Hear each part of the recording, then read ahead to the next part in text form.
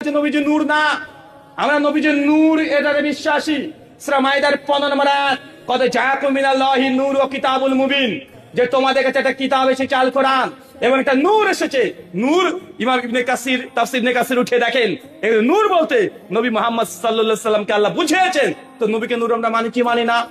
আরে আমাদের যে কোনো তাফসীর উঠে দেখেন, আহলে হাদিসদের মিথ্যা কোনো অপবাদ দেওয়ার প্রয়োজন নেই। আমাদের গ্রন্থগুলো উঠে দেখেন, নবীজি নূর প্রত্যেক আহলে হাদিসের বাচ্চা স্বীকার করে। তবে নূর মানে কি নূরের তৈরি? কোরআনে নবীকে নূর বলা হয়েছে, সূরা মাইদার 15 নম্বর আয়াত। আহলে হাদিস বিশ্বাস করে, আলহামদুলিল্লাহ, সবাই বিশ্বাস করে। কিন্তু সমস্যা কিন্তু নূর নিয়ে নয়, কি নিয়ে? তৈরি শব্দটা নিয়ে। কি নিয়ে বলেন তো? তৈরি শব্দ নিয়ে। তো একদল হচ্ছে তৈরি, আর আমরা হচ্ছে না নবী শুধু নূর। তৈরি কথা যেতে কোরআন হয়েছে না, এটা আমরা মানি না। আর ওরা এক ধাপ এগিয়ে বলছে না নবীজি নূরের তৈরি। এখন সমস্যা তৈরি শব্দটা নিয়ে। কি নিয়ে শোনেন, সূরা ফুরকান খুলবে 61 নম্বর আয়াত, তারা চাঁদকে নূর বলেছে। এখন কোন জিনিসকে নূর বলার অর্থ এটা নয় যে সেটা নূরের তৈরি হয়ে যায়। চাঁদ গেল নূর যদি বলে, চাঁদকে এখন নূরের তৈরি মনে করবেন? কথা বলেন। সূরা মাইদা 40, 45, 47 তিনটা আয়াত, তাওরাত, জাবুর, ইনজিল, তিনটে আসমানি গ্রন্থকে আল্লাহ নূর বলেছে। আর তিনটে গ্রন্থ কি আপনি মনে করবেন নূরের তৈরি? সেই মুসলিম হাদিস 322 নবী বলছেন সালাতুন নূর, নামাজ হচ্ছে নূর। এখন নামাজ কি নূরের তৈরি? কথা বলেন না। আরে ভাই, কোন জিনিসকে নূর বলতেই সে নূরের তৈরি হয়ে যায় না। চাচা, নূর মানে কি জানেন? নূর মানে আলো, নূর মানে জ্যোতি। নবীকে আল্লাহ কেন নূর বলেছে? কারণ মানুষকে নবী তিনি জাহান নামের অন্ধকার থেকে তিনি জান্নাতের নূর তথা আলোতে নিয়ে আসবেন। তাওরাত, জাবুর, ইনজিলকে কেন নূর বলা হয়েছে? কারণ তাওরাত, জাবুর, ইনজিল আসমানি গ্রন্থ মানুষকে জান্নাতের আস্থা দেখাবে। চাঁদকে আল্লাহ নূর কেন বলেছে? চাঁদ মানুষকে মাঝে মধ্যে রাত্রিতে পূর্ণিমাতে আলো দেয়, এই জন্য। কিন্তু কোন জিনিসকে নূর বলা মানেই এটা নয় সে নূরের তৈরি। তো মুসলিমের মধ্যে বোধের বন্যতা, মানে এক একজন এক এক করে বুঝে নিয়েছি। একই কোরআনের আয়াত, একই হাদিস, এক একজন এক এক রকম বুঝলাম। আমি বলছি আমারটা ঠিক, সে বলছে তারটা ঠিক। এমন আছে না নাই? ধরেন একটা উদাহরণ দিয়ে আপনি ওকে বুঝতে পারবেন। ধরেন একজন বলছে নবীজি নূরের তৈরি, আর একজন বলছে মাটির তৈরি। এই নিয়ে মসজিদ আলাদা সমাজে আছে না নাই? মাদ্রাসা আলাদা আছে না নাই? কবরস্থান আলাদা আছে না নাই? এর মেয়ের সঙ্গে বিয়ে দেওয়া যাবে না, ওর ছেলের সঙ্গে বিয়ে করা যাবে না, একে সালাম দেওয়া হারাম, ওই বাড়িতে খাওয়া হারাম, এই বাড়িতে উঠা হারাম, বসা হারাম, পায়খানা করা হারাম। ফতোয়া আছে না নাই? ওই সমাজে তো ফতোয়ার কোনো অভাব নাই রে ভাই।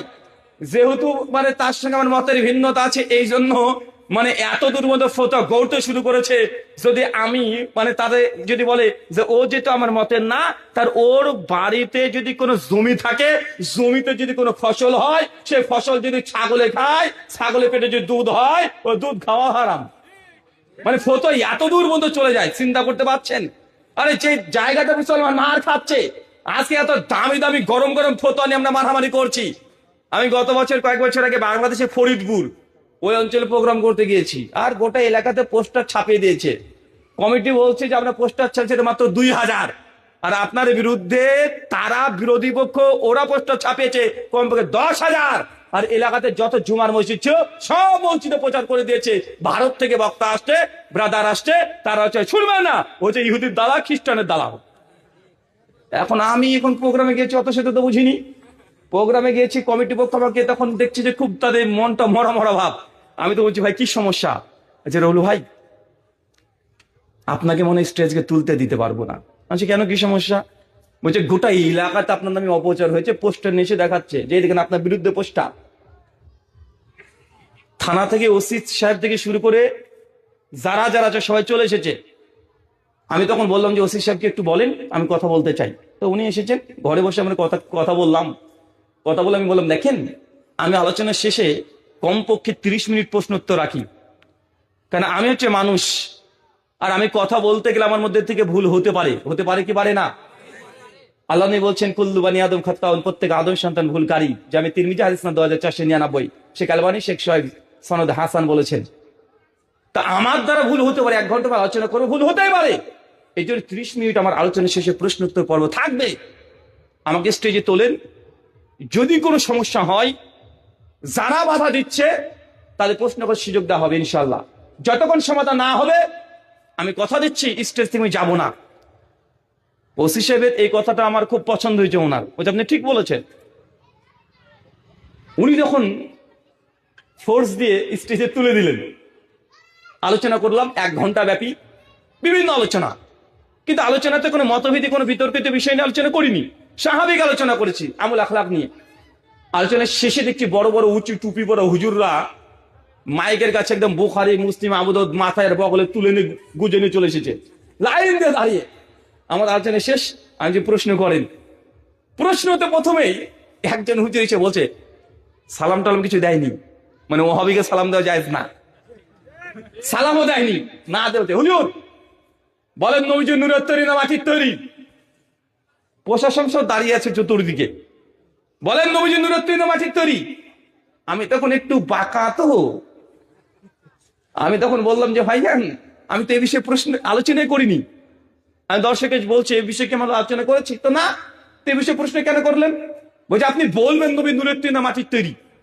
আমি তখন বলছি ভাইজান আমরা তো ইন্ডিয়ান মানুষ, আমার নবী আমাদের চিনির চাইতো মিষ্টি, আমার নবী চিনির তৈরি, আপনার কিসের তৈরি?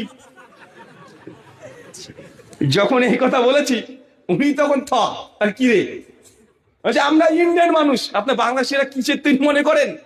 আমি তোমার নবীকে ডায়মন্ড হিরোর চেয়ে দামি মনে করি, কোহিনুর হিরোর চেয়ে দামি মনে করি, তা আমার নবী হীরার তৈরি, আপনাদের নবী কিসের তৈরি?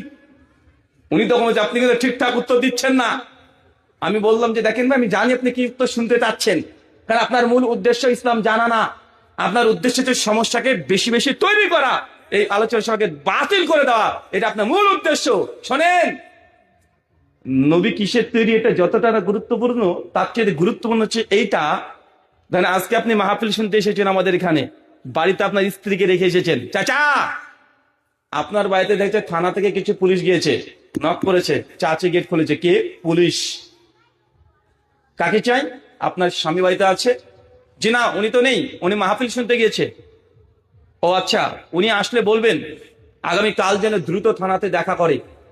মানে আপনি গভীর রাত্রিতে ওয়াজ শুনে মাহফিল শুনে বাড়িতে গিয়েছেন, চাচি তো বলছে কি গো কি করেছো তুমি, থানা থেকে পুলিশ এসেছিল, কি করেছো তুমি? তখন বলেন তো আপনি চাচিকে কি প্রশ্ন করবেন?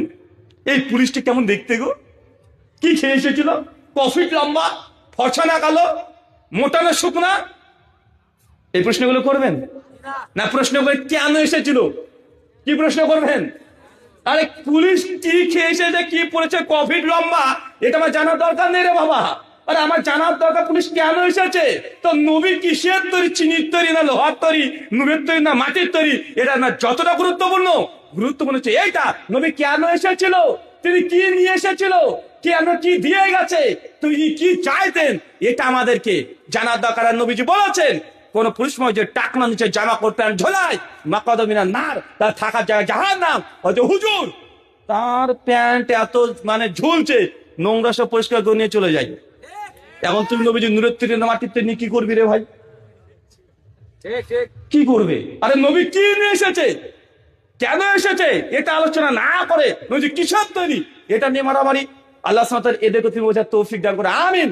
সম্মানিত সুধী, মুসলিম উম্মাহর অনেক মৌলিক কারণ বোধের বিপন্নতা।